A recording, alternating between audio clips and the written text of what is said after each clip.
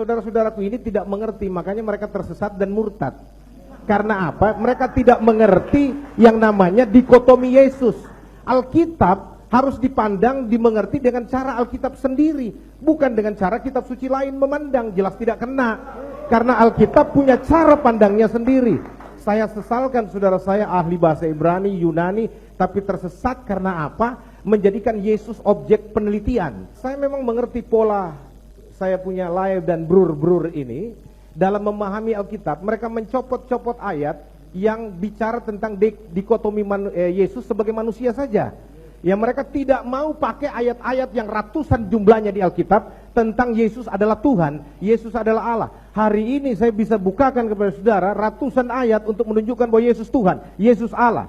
Sayangnya kalau saudara sebelum ini murtad tahu bahwa ayat-ayat itu ada, saya yakin saudara tidak akan murtad. Mudah-mudahan setelah dengar ayat ini saudara kembali mengikuti pengakuan iman dalam Kristus. Yesus itu Allah, Maha Kuasa. Kita lihat, kebanyakan orang Kristen punya Bible cuma satu. Diambil cetakan ini, aku adalah Alfa dan Omega, firman Allah yang Maha Kuasa. Jadi Yesus itu Tuhan yang Maha Kuasa. Padahal kita lihat di Alkitab bahasa ini lain. Akulah yang pertama dan terakhir, kata Tuhan Allah. Berarti yang berkataan Allah itu dialah yang Allah, bukan Yesus. Yesus bukan Allah. Satu kali saya berikan ceramah di tempatnya Pak Ustadz Insan Mogoginta, saya berikan kristologi, mereka bertanya begini, kenapa Anda menjadikan Yesus itu Tuhan? Kenapa Anda menjadikan Yesus itu Allah? Saya bilang, saya tidak pernah menjadikan Yesus Tuhan. Saya nggak pernah menjadikan Yesus itu Allah. Yang benar adalah dia dari sononya memang Tuhan. Dia dari sononya memang Allahu Akbar, yang datang dalam rupa manusia untuk menembus manusia dari kematian karena dosa. Yesus tidak pernah meminta dirinya disembah, tetapi dengan pengajarannya, perkataannya, dengan karismanya, dengan semua yang dia lakukan, semua orang tidak bisa bantah bahwa dia Yesus Tuhan adalah Allah sendiri. Mereka sujud menyembah. Salah satunya Thomas mengatakan dia adalah Tuhan. Engkau adalah Tuhanku, engkau adalah Allahku. Dan dia terima penyembahan itu. Yesus tidak pernah sekalipun menolak penyembahan yang diberikan kepadanya. Itu menunjukkan bahwa dia Tuhan, dia adalah Allah itu sendiri. Mau selamat? Ikut Yesus. Jangan ikut pendapat Paulus.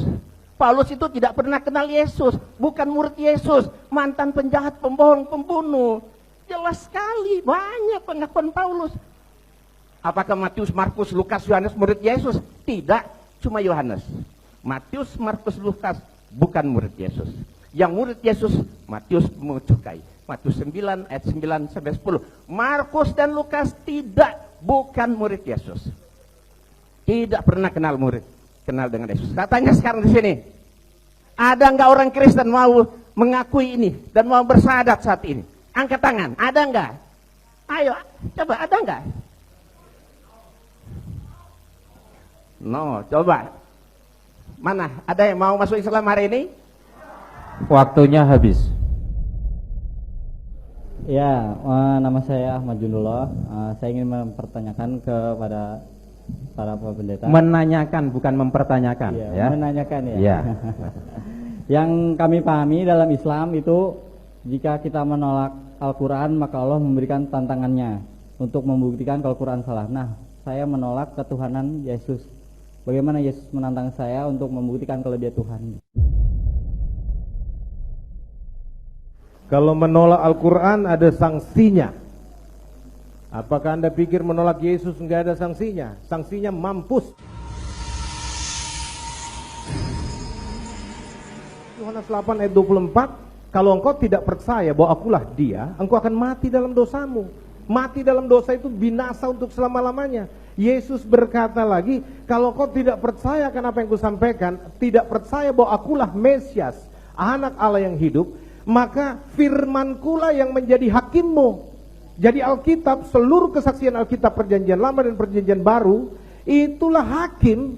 Siapa yang menolak Alkitab, ya, apalagi mau menggantikan Alkitab, yang mengatakan bahwa Alkitab ini dipalsukan, pertanyaan saya, mana aslinya?